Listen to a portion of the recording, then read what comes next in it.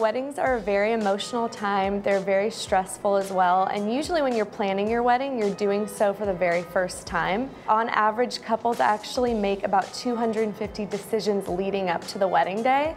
So along the way, they can fall prey to a lot of pitfalls of scammers. Sometimes logic falls to the wayside. Deals that are too good to be true usually are.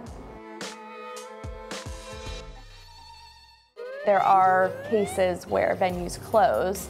Either they've gone bankrupt or it's just dishonest business, and you're often left without a vendor. So it's really important to look for these red flags early on, such as being non-communicative with you or they're not being totally straightforward. That's definitely a flag to avoid.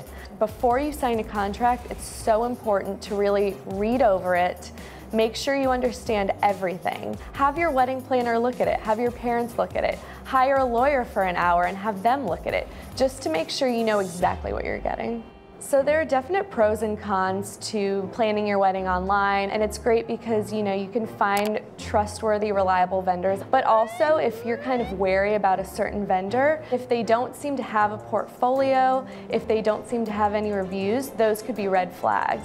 It's good to interview a bunch of vendors that you like. We recommend around 3 to 5, just to compare costs and see if anyone has a more average rate compared to the others. We don't recommend wedding dress shopping online just because the risks are very high for getting a completely different dress than what you ordered, and oftentimes you won't be able to return it if there's no terms or conditions on the site. The average cost of a wedding dress is around $1,500.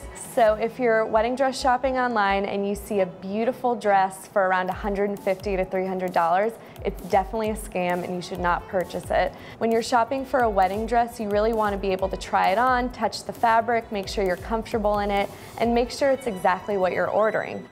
The average national cost of a wedding is around $33,000. So couples really want to save any money they can along the way.